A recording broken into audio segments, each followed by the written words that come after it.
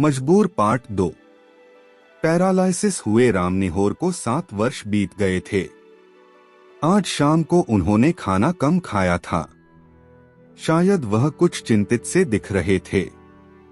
कारखाने वाला लड़का उसके पास आकर बैठ गया था। उसने हाल चाल पूछा तो रामनिहोर ने अनमने ढंग से उत्तर दिया था, ठीक है। इसके बाद रामनिहोर ने कुछ भी नहीं कहा।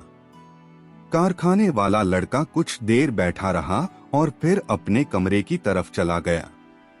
उन्हें आज एहसास हो रहा था कि विमल ने हमें अच्छे तरीके से ठगा और मैं भी स्वहित में इसलिए जानबूझकर ठगा जाता रहा कि विमल मेरी सेवा करेगा। अब वह मुझे कम समय देता है, अपनी पत्नी को ज्यादा समय देता है, लेकिन पैसे पर पूर्ण अधिकार जमाए बैठा है, जबकि कारखाने वाला लड़का मेरा काफी ख्याल रखता है। मैं इसके लिए तनिक भी कुछ नहीं कर पा रहा हूँ। फिर भी देखो वह संतुष्ट दिखता है। उसका काम धंधा भी नहीं चल पा रहा है। मैं चाह कर भी मदद नहीं कर पा रहा हूँ। मैं इतना कमजोर क्यों हो गया हूँ? क्यों नहीं विमल से कह पाता कि अब से पैसों का हिसाब कारखाने वाला लड़का करेगा। कहूंगा तो वह नंगई करेगा, घर में अशांति पैदा कर देगा। चलो जैसे चलता है चलने दो। कहते हैं ना, जो व्यक्ति जवानी में बच्चों से सही राह पर चलने को कह ना पाया, वह क्या बुढ़ापे में खाक कह पाएगा। हमने देखा है उन लोगों को जो अपने बच्चों को आंखें दिखा दिखा कर पालते हैं। उनके लड़के बुढ़ापे में अच्छे से सेवा करते हैं, और जो व्यक्ति निरीह बनकर बच्चों को कुछ नहीं कह पाते, वे न बच्चों को सुधार पाते हैं और न बुढ़ापे में अच्छी सेवा पाते हैं। सुबह हो गई थी। पास के पेड़ों पर चिड़ियों का कलरव तेज था। थोड़ी दूर पर कौवों की काव काव से वातावरण गूंज उठा। लग रहा था शायद उनकी मीटिंग थी। घर के सभी सदस्य अपने नित्य के काम में व्यस्त थे। तभी कारखाने वाले लड़के का ध्यान पिताजी पर गया और अपने बच्चे से कहा कि जा बाबू को जगा दे जाकर।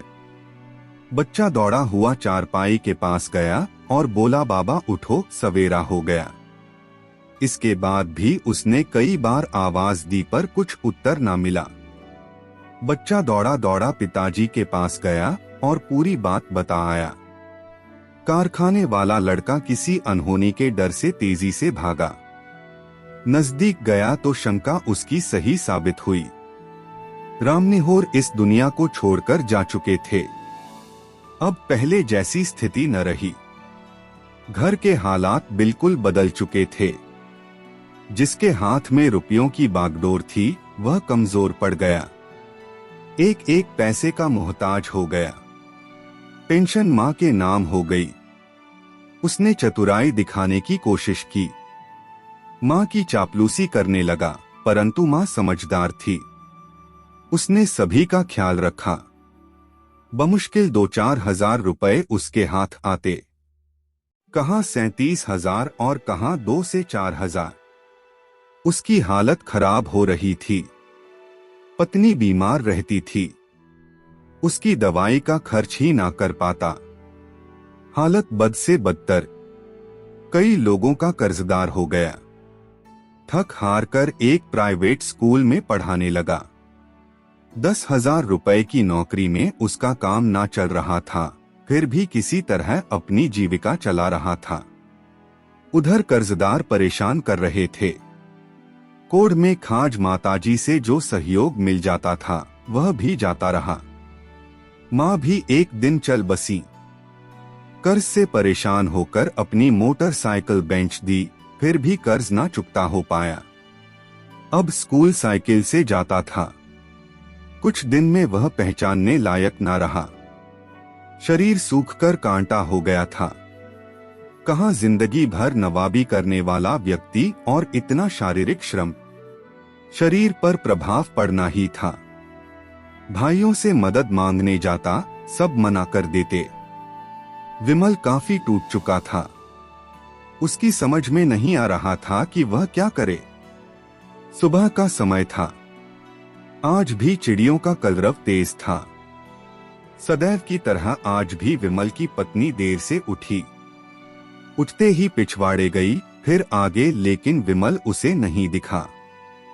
सुबह का स्कूल है और विमल कहाँ चले गए ही विमल की पत्नी सोच रही थी। अंदर कमरे में आकर सफाई करने लगी। तभी उसकी निगाह मेज पर रखे हुए एक पन्ने पर गई। झट उठाकर उसे पढ़ा। पढ़ते ही फूट फूट कर रोने लगी। सभी भाई बंधु इकट्ठा हो गए। विमल गरीबी से तंग आकर घर छोड़कर चला गया था। सभी ने दिलासा दिलाई कि वह 2-4 दिन में लौट आएगा, परंतु वह फिर कभी नहीं आया। उसकी पत्नी और उसके 2 बच्चे अनाथ हो गए थे। विमल कहाँ गया, किस ओर गया, किसी को पता ना चला। विमल की पत्नी जो शाहखर्च थी, आज एक एक दाने को तरसने लगी। दूसरों के यहाँ चूल्हा चौका करके अपना और अपने बच्चों का पेट भरती। कभी ज्यादा दिक्कत होती तो परिवार वाले मदद कर देते। परिवार में और लोगों की स्थिति अच्छी ना थी, फिर भी इतनी खराब स्थिति भी ना थी कि भूखों मरते। उन्हें कम पैसों में परिवार चलाना आता था। बड़ा भाई और छोटा भाई जो सरकारी नौकरी करते थे, वह कहीं और दूर जाकर बस गए थे। माता पिता के मरने के बाद वह कभी घर वापस नहीं आए। कहते हैं ना कि पैर उतने ही फैलाने चाहिए जितनी बड़ी चादर हो, अन्यथा विमल जैसी स्थिति ही होती है। Thanks for watching. और भी इंटरेस्टिंग कहानी सुनने और देखने के लिए इस चैनल को सब्सक्राइब करें।